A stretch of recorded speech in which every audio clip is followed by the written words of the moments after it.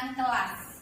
Nah, mungkin ada yang pernah mendengar atau tahu apa keyakinan kelas itu? Tahu budaya positif. Budaya positif. Yang lain? Perjanjian. Selain perjanjian apa lagi? Hal yang harus diterapkan di kelas. Kemudian kan keyakinan kelas itu kan milik bersama dan itu ditentukan bersama ya. Berarti berdasarkan apa kalau ditentukan bersama? Kesepakatan kelas ya. Jadi keyakinan kelas itu dibuat berdasarkan kesepakatan kelas. Nah, buat kesepakatan kelas itu apa saja yang dibuat dalam keyakinan kelas itu? Apa? Disiplin positif tadi ya. Budaya positif. Nah, kira-kira dengar kata positif. Positif itu pasti sesuatu ya bermanfaat, yang bermanfaat ya, yang menguntungkan, yang baik ya. Depan. Nah, kemudian kira-kira contohnya apa? tidak membuang sampah sembarangan, Tidak membuang sampah sembarangan. piket Apa? Piket sesuai jadwal. Apalagi? Mengerjakan tugas tepat waktu. Tidak terlambat, menghargai dan menghormati orang lain. Memakai atribut sekolah, berarti tata tertib ya, mematuhi tata tertib sekolah. Untuk itu mari kita bersama-sama menentukan atau membuat keyakinan kelas berdasarkan kesepakatan bersama. Jadi ini yang menentukan kita bersama-sama ya. Oleh karena itu Ibu akan membagikan sticky note kepada kalian. Silakan kalian tuliskan keyakinan kelas yang kalian inginkan seperti apa ya. Masing-masing nanti bisa menuliskan. Iya, boleh. Boleh lebih ya. Silakan dituliskan ya sesuai dengan apa yang kalian harapkan. Silakan ditanyakan. Yang sudah ada silakan ditanyakan. Pelan-pelan yang ini, yang rapi. Ayo silakan.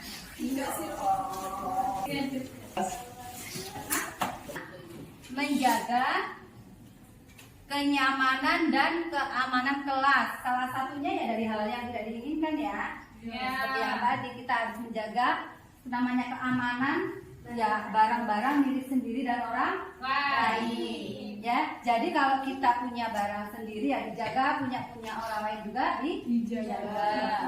Kemudian menghargai dan menghormati orang lain ya. Orang lain di sini ya teman-teman kalian dan guru khususnya ya. Kalau di kelas kita harus saling menghargai dan menghormati. Kemudian menjaga kebersihan kelas ya, menjaga kebersihan kelas.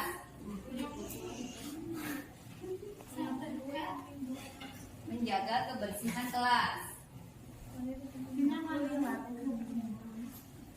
Nah, nyaman itu kan bisa dari dengan cara kalian kalau tenang, kan nyaman ya. Kalau lingkungannya sudah bersih ya nyaman. Mungkin segala sesuatunya terpenuhi kan begitu ya. Dari segi bisa apa? Kebersihan kelas. Kemudian bertanggung jawab. Bertanggung jawab itu banyak ya, bertanggung jawab. Contohnya ya bertanggung jawab, ibaratnya kalian punya tanggung jawab apa di kelas ini? Piket, tugas kan begitu ya? Ya, melaksanakan apa tugas atau tanggung jawab kalian di kelas sebagai siswa. Terima kasih ya. Jadi ini secara umum keyakinan kelas 12 IPA 1 Ibu simpulkan yaitu menjaga kenyamanan dan keamanan kelas, menghargai dan menghormati orang lain, menjaga kebersihan kelas dan bertanggung jawab. Jadi secara umum dan ini harus kalian ingat setiap saat. Inilah menjadi kesepakatan yang sudah kalian tentukan bersama. Jadi kalau sudah ditentukan bersama harus dilaksanakan bersama-sama. Tanpa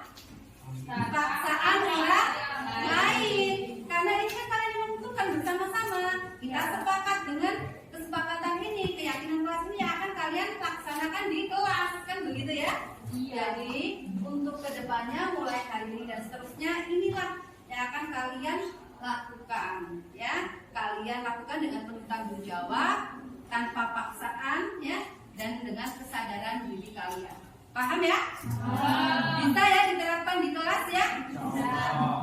Baiklah, mungkin itu saja yang dapat disampaikan. Mudah-mudahan ini bermanfaat. Kita bisa melaksanakan budaya positif ini di kelas, ya, menjadi keyakinan, menjadi budaya yang baik untuk kita semuanya.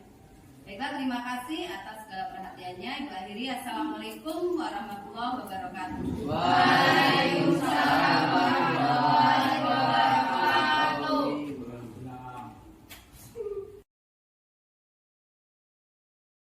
Assalamualaikum warahmatullahi wabarakatuh. Tabipun. Saya Rima Melati dari kelas 12 IPA 1. Setelah membentuk keyakinan kelas dan menerapkannya, saya merasa dihargai karena dalam membentuk keyakinan kelas tersebut, kami siswa di kelas diberikan kesempatan untuk membentuk dan menentukannya berdasarkan kesepakatan bersama. Dan kami melaksanakan keyakinan kelas dengan tanggung jawab atau kesadaran diri sendiri tanpa paksaan dari siapapun, sehingga budaya positif dapat tercipta di kelas kami. Terima kasih. Assalamualaikum warahmatullahi wabarakatuh. Assalamualaikum warahmatullahi wabarakatuh. Selamat siang, salam sejahtera buat kita semua. Tabipun. Baiklah, pada kesempatan siang hari ini, saya mengucapkan selamat datang buat Bapak Ibu guru yang sudah meluangkan waktunya untuk menghadiri kegiatan yang akan saya lakukan, yaitu menyebarkan pemahaman dan pengalaman penerapan budaya positif. Nah, terlebih dahulu saya perkenalkan diri, saya Desita, calon guru penggerak angkatan 7 dari SMA Negeri 2 Gadingrejo. Baiklah Bapak Ibu, langsung saja saya mulai. Pada kesempatan siang hari ini, saya akan menyampaikan tentang konsep utama modul budaya positif. Jadi ada 7 bagiannya. Yang pertama, perubahan paradigma belajar. Kedua, disiplin positif. Ketiga, kebutuhan dasar manusia. Keempat, motivasi perilaku manusia. Kelima, posisi kontrol restitusi. Keenam, keyakinan kelas. Dan ketujuh, segitiga restitusi. Nah, baiklah, kita mulai dari budaya positif ya Bapak Ibu. Budaya positif adalah suatu pembiasaan yang bernilai positif. Di dalamnya mengandung sejumlah kegiatan yang mampu menumbuhkan karakter murid. Budaya positif perlu dibangun dalam suatu kelas dan sekolah. Ini contohnya ya Bapak Ibu, contoh budaya positif yang dilaksanakan di sekolah kita. Ini contoh kegiatan Jumat Seni yang kita laksanakan setiap hari Jumat, minggu ketiga setiap bulannya. Kemudian ini contoh budaya positif di kelas, berdoa sebelum belajar, membersihkan kelas atau piket, dan ini budaya 5S, salam, sapa, senyum, apalagi Bapak Ibu? Santun, sopan, ya? Iya. Ada lagi kira-kira selain yang saya tunjukkan di sini budaya positif yang lain apa Bapak Ibu? Oh ya, silakan Bu April, apa saja Bu? Langsung mengaji, bisa Bu? Langsung mengaji boleh? Ya, religius tadi Bu. Ya, religius. Selain itu bersih ya. Jadi banyak kegiatan yang kita lakukan di sekolah untuk mewujudkan budaya positif ya Bapak Ibu. Jadi ternyata kita sudah melaksanakan itu di sekolah kita. Nah, yang pertama itu ini perubahan paradigma belajar. Jadi perubahan yang terjadi ketika cara berpikir yang biasa tentang atau melakukan sesuatu diganti dengan cara yang baru dan berbeda. Pembelajaran dengan paradigma baru dirancang berdasarkan prinsip pembelajaran yang berdiferensiasi, sehingga setiap siswa belajar sesuai dengan kebutuhan dari tahap perkembangannya untuk mewujudkan profil pelajar Pancasila dan pembelajaran berpusat pada murid. Jadi ini profil pelajar Pancasila yaitu ada 1 kebinekaan tunggal, bergotong royong, kreatif, bernalar kritis, mandiri, dan yang pertama itu beriman bertakwa pada Tuhan Yang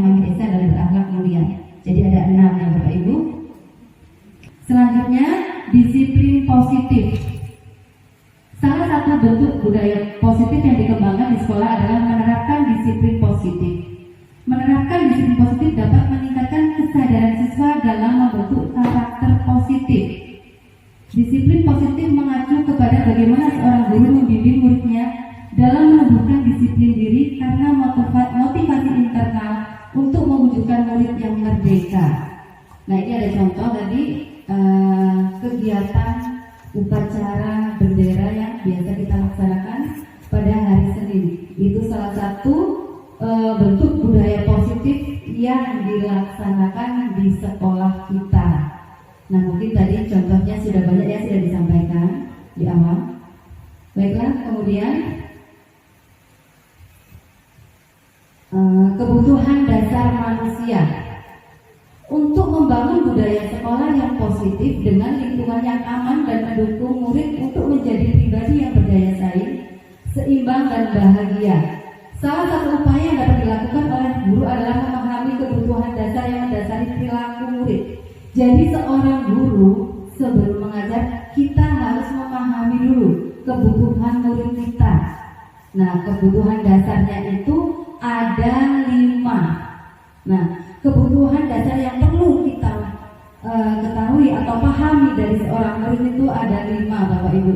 Nah, dan ini yang pertama yaitu bertahan hidup, yang kedua kasih sayang dan rasa diterima, ketiga kebebasan, keempat kesenangan, dan 5 penguasaan.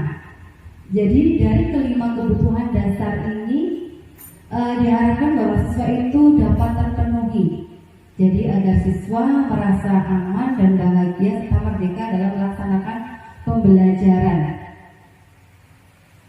Nah, dalam melakukan kebutuhan dasar itu termotivasi dengan motivasi perilaku manusia.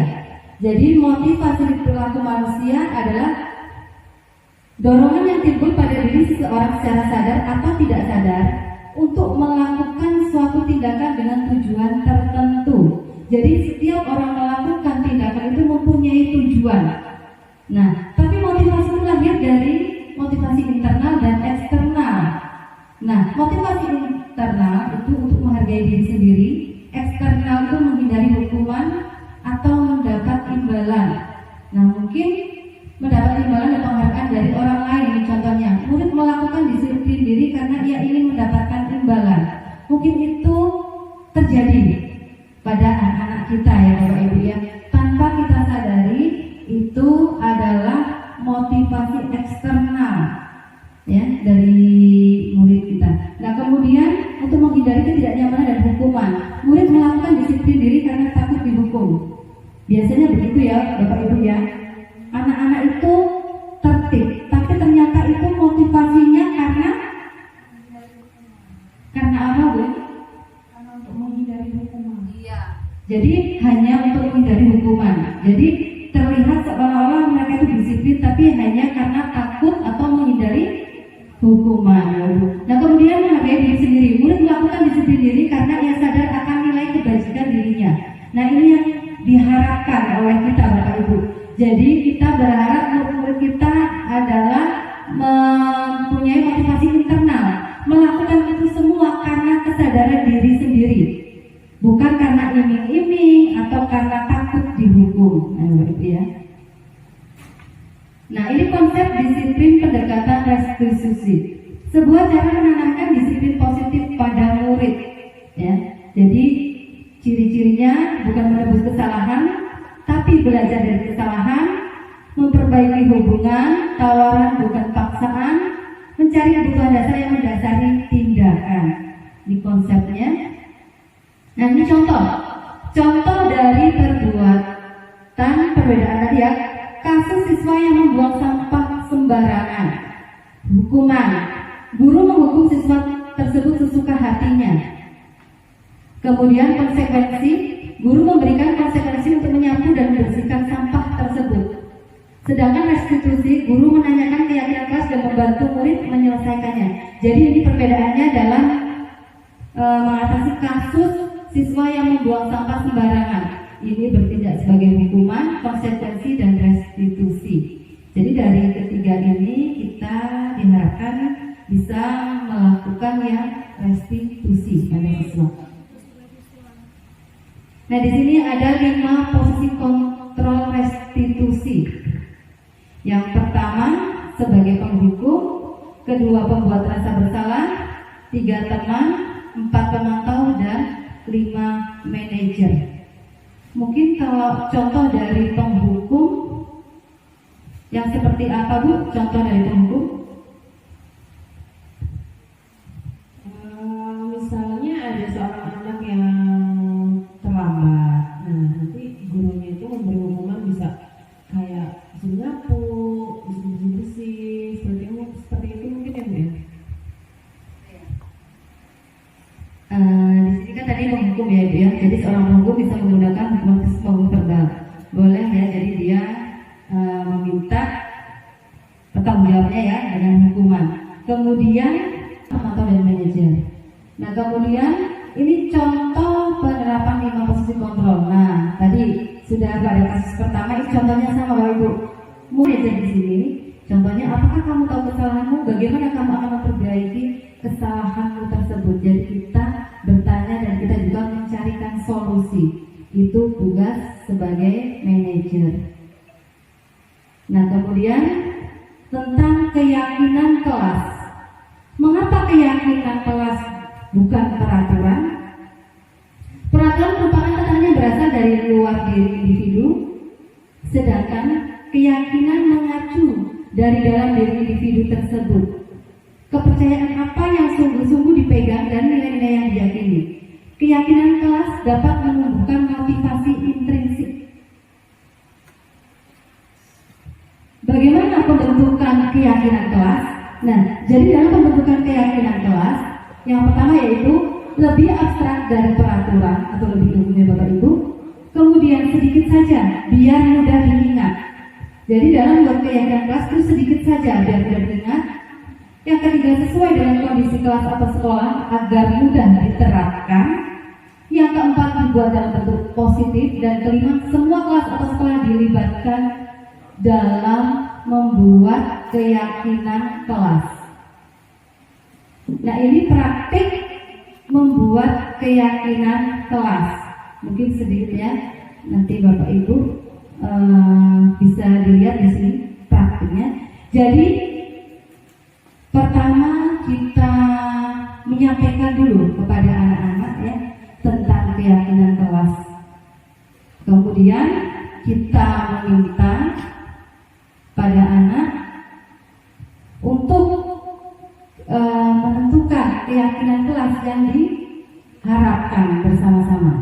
Jadi siswa memberikan pendapatnya masing-masing. Nah, di sini dokumentasi siswa menuliskan apa yang mereka inginkan atau kesepakatan kelas yang mereka inginkan di kelasnya.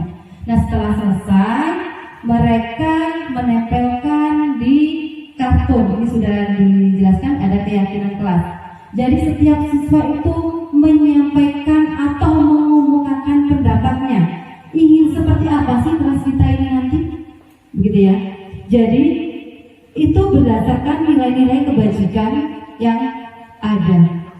Contoh kira-kira kebajikan aja nilai-nilai kelas itu misalkan seperti menjaga kebersihan kelas, gitu ya Bapak Ibu ya, dan lain-lain. Mungkin Bapak Ibu di sini sudah ada yang melaksanakan atau membuat keyakinan kelas? Ada? Coba Bu April, itu mic-nya. Ya, hari Jumat kemarin minggu kemarin membuat keyakinan kelas di kelas 11 IPS 2 dan anak-anaknya antusias sekali Bu Desita karena memang itu untuk kebaikan kita bersama. Jadi memang keyakinan kelas itu untuk kebaikan kelas, kita buat keyakinan kelas yang dengan kalimat yang positif. Ya, insya Allah semua warga kelas itu mentaati keyakinan kelas yang sudah dibuat dan ditandatangani bersama. Ya, itu saja Bu Desita. Terima kasih Bu Evelyn. Jadi di kelas Bu Evelyn sudah ya? Mungkin di kelas Bu Felicia sudah atau belum? Alhamdulillah juga saya sudah menerapkannya Bu setiap mata pelajaran saya, dan alhamdulillah hasilnya pun anak-anak lebih menghargai apa yang sudah menjadi keputusan bersama. Dan dengan pembuatan keyakinan kelas itu membuat pembelajaran lebih kondusif dan anak lebih disiplin. Karena mereka sudah menjalankan apa yang sudah menjadi keyakinan bersama. Begitu, Bu. Terima kasih Bu Fauzia. Jadi di kelas Bu Evin dan Bu Fauzia sudah ya menerapkan keyakinan kelas ternyata. Mungkin di kelas Bapak Ibu yang lain ada yang belum? Belum ya? Belum ya. Jadi kelas Bu Heni belum, kelas Bu oleh kelas itu sendiri atau warga siswa yang di kelasnya ya Bapak Ibu ya, tanpa paksaan. Nah, nanti kelas Bu Heni besok dibuat ya keyakinan kelasnya ya. Dan mungkin Bapak Ibu yang belum buat tolong dibuat ya Mas. Segitiga, lanjutkan segitiga restitusi. Nah, segitiga restitusi ini berkaitan dengan keyakinan kelas tadi, Bapak Ibu. Jadi perhatikan, segitiga restitusi adalah proses menciptakan kondisi bagi murid untuk memperbaiki kesalahan mereka sehingga mereka bisa kembali pada kelompok mereka dengan karakter yang lebih kuat. Tahapan restitusi menstabilkan identitas, validasi, tindakan yang salah dan menanyakan keyakinan kelas. Nah, ini berkaitan dengan tadi yang sudah Bapak Ibu buat di kelas ya, atau yang belum. Jadi tahap pertama menstabilkan identitas di sini, yaitu dengan menanyakan kamu tentu punya alasan mengapa melakukan itu, ya. Jadi kita tanyakan dulu jika anak itu melakukan sebuah kesalahan. Nah, kemudian meyakinkan keyakinan kelas apa yang telah kita sepakati. Jadi pada saat anak itu melakukan sebuah kesalahan, kita tanyakan dulu alasannya, kemudian nanti kita tanyakan tentang keyakinan kelas yang ada di kelas. Jika itu memang sudah ada dan sudah diterapkan oleh anak-anak, maka kita akan meminta anak itu untuk mencari solusi seperti apa. Kita sebagai guru membantu untuk anak, kepada anak untuk menyelesaikan masalah yang ada di kelas. Jadi ada contoh praktek segitiga restitusi ya. Jadi ini bentuknya dari kegiatan tadi itu, dari restitusi. Jadi guru memanggil siswa, Bapak Ibu. Jadi guru memanggil siswa yang melakukan sebuah kesalahan. Contoh tadi, membuang sampah sembarangan di kelas misal. Kita panggil dulu Bapak Ibu. Kita panggil, kita tanyakan, ya. Setiap orang pasti kita sampaikan dulu. Setiap orang pasti pernah melakukan kesalahan. Karena bahwa setiap orang pasti melakukan kesalahan. Kemudian kita tanyakan, pasti setiap orang melakukan sebuah kesalahan itu kan ada alasannya ya Bapak Ibu ya. Ada. Kita tanyakan alasannya apa, kita dengarkan. Kemudian kita cari solusinya. Kita bantu siswa untuk menemukan solusi dari masalah yang dia hadapi. Jadi seperti itu ya sebenarnya Bapak Ibu. Yaitu kesimpulan. Jadi suatu kegiatan pembelajaran diperlukan suasana yang nyaman dan kondusif, yaitu dengan terbentuknya budaya positif yang ada di lingkungan kelas dan sekolah. Membentuk budaya positif diperlukan disiplin positif yang tidak menggunakan hukuman, ancaman atau paksaan. Dan pentingnya kebutuhan dasar murid yang dapat terpenuhi secara memadai agar murid tumbuh dengan seimbang dan bahagia. Jadi kita diharapkan Bapak Ibu guru dalam mengajar, jika anak-anak kita melakukan suatu kesalahan, jangan membiasakan diri menggunakan hukuman, ancaman atau paksaan. Jadi kita mulai dengan membuat keyakinan kelas itu tadi, dan kemudian restitusi, karena itu salah satu bentuk budaya positif di sekolah kita. Karena itu nanti akan timbul dari motivasi intrinsik siswa itu sendiri. Di sekolah kita sudah banyak kegiatan budaya positif yang kita laksanakan ya Bapak Ibu ya, baik di kelas maupun di sekolah. Jadi mudah-mudahan semua kelas nanti bisa membuat keyakinan kelas, kita semua guru mempraktikkan segitiga restitusi dan melaksanakan budaya positif di sekolah kita, di kelas kita, agar siswa kita semua tumbuh dengan seimbang, bahagia dan merdeka. Mungkin itu saja Bapak Ibu yang dapat saya sampaikan berkenaan dengan budaya positif. Apabila ada kekurangan dan kesalahan, saya mohon maaf. Saya ucapkan terima kasih atas kehadirannya. Saya akhiri. Wabillahi taufiq wal hidayah. Wassalamualaikum warahmatullahi wabarakatuh. Waalaikumsalam warahmatullahi wabarakatuh. Assalamualaikum warahmatullahi wabarakatuh. Saya Desita, calon guru penggerak Angkatan 7 Kabupaten Pringsewu. Refleksi saya, setelah melaksanakan kegiatan diseminasi budaya positif kepada rekan sejawat, menjadikan kami lebih memahami pentingnya berkoordinasi dan menerapkan budaya positif di kelas dan di sekolah secara bersama-sama guna menciptakan lingkungan belajar yang kondusif, nyaman, dan aman. Pentingnya membuat keyakinan kelas agar siswa dapat bertanggung jawab dengan dirinya sendiri. Rencana tindak lanjut atau perbaikan. Yang pertama, saya akan lebih maksimal dalam melaksanakan diseminasi dengan memberikan contoh-contoh konseptual pada setiap konsep budaya positif. Kedua, saya akan memotivasi dan membimbing rekan sejawat yang belum membuat keyakinan kelas. Ketiga, saya akan melakukan kolaborasi dengan rekan sejawat untuk terus menerapkan budaya positif di kelas dan di sekolah. Keempat, saya sebagai pendidik akan berusaha memposisikan diri sebagai manajer ketika menghadapi peserta didik yang melakukan tindakan indisipliner dengan menggunakan penerapan segitiga restitusi, sehingga peserta didik menjadi pribadi yang mandiri, bertanggung jawab atas dirinya dan keyakinan kelasnya. Terima kasih. Wassalamualaikum warahmatullahi wabarakatuh.